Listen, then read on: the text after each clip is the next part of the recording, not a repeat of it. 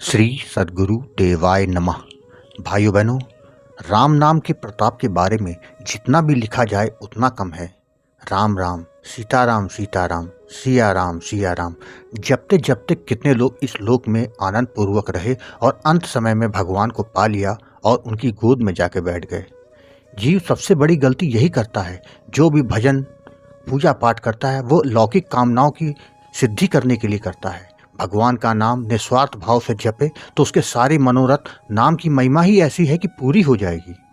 आज जो कथा मैं सुनाने जा रहा हूँ वह नई दिल्ली से विनय मिश्रा जी ने भेजी है, जो कि उनके पिता के साथ घटित हुई थी, जिससे आपको मालूम पड़ेगा कि नाम की शक्ति कितनी ज़्यादा है। इस कथा को पूरा जानने के लिए इस वीडियो को आखिर तक अवश्य देखिएगा। लेकिन उससे पहले जिन लोगों ने गोकुल भवन अयोध्या यूट्यूब चैनल को अभी तक सब्सक्राइब नहीं किया है, उनसे निवेदन है कि चैनल को सब्सक्राइब करके बेल आइकन अवश्य दबा दें, जिससे नए वीडियो के नोटिफिकेशन समय समय पर आपको मिलते रहें। नए मिश्रा ने बताया कि उनके पिताजी आशुतोष मिश्रा कानपुर देहात में रहा करते थे। जब आशुतोष जी का जन्म हुआ था तो उनके पिताजी ने उनकी जन्मपत्री किसी योग्य पंडित को दिखाई थी। पंडित जी ने जन्मपत्री को देखकर कहा कि यह बच्चा 55 वर्ष की उम्र में बीमार पड़ेगा और जो कि इसकी मौत का कारण बन जाएगा। उसके बाद उनका ध्यान काफ़ी रखा गया। इसके अलावा पंडित जी ने आशुतोष जी के बारे में जो कुछ बताया था, जैसे जैसे वो बड़े होने लगे वैसा ही उनके साथ घटित होने लगा। जवान होने पर उनका विवाह कर दिया गया।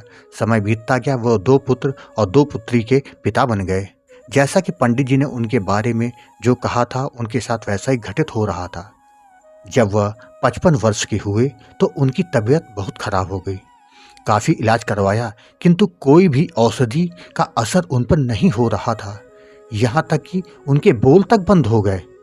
तब आशुतोष जी के पिताजी को पंडित जी की बात याद आ गई।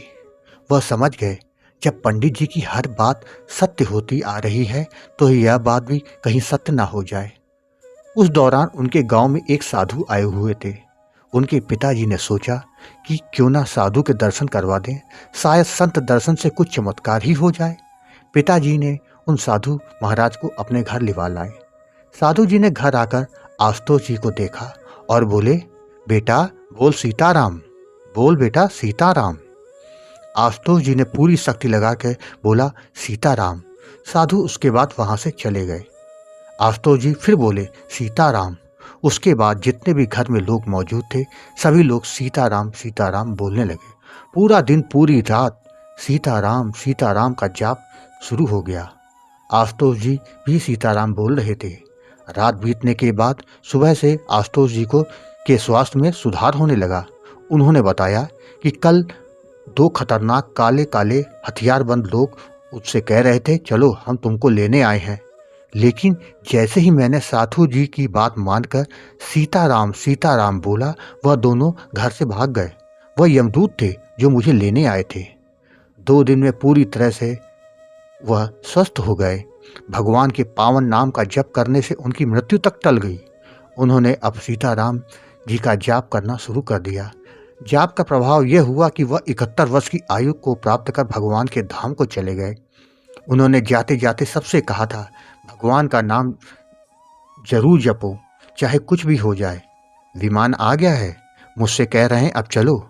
सीताराम सीताराम कहते कहते उन्होंने अपना शरीर छोड़ दिया। आपने देखा, भगवान का नाम पूरे विश्वास और भाव से जपने का फल क्या है। आपकी सारी परेशानी तो खत्म हो ही जाएगी, साथ ही यमदूत भी आपको छू नहीं सकते। आपको कथा अच्छी लगी हो तो कमेंट्स में जय श्री राम लिखना मत भूलिएगा, जिससे दास का मनोबल लगातार बढ़ता रहे और अच्छे प्रेरणादायक वीडियो आपको प्रस्तुत करता रहूं।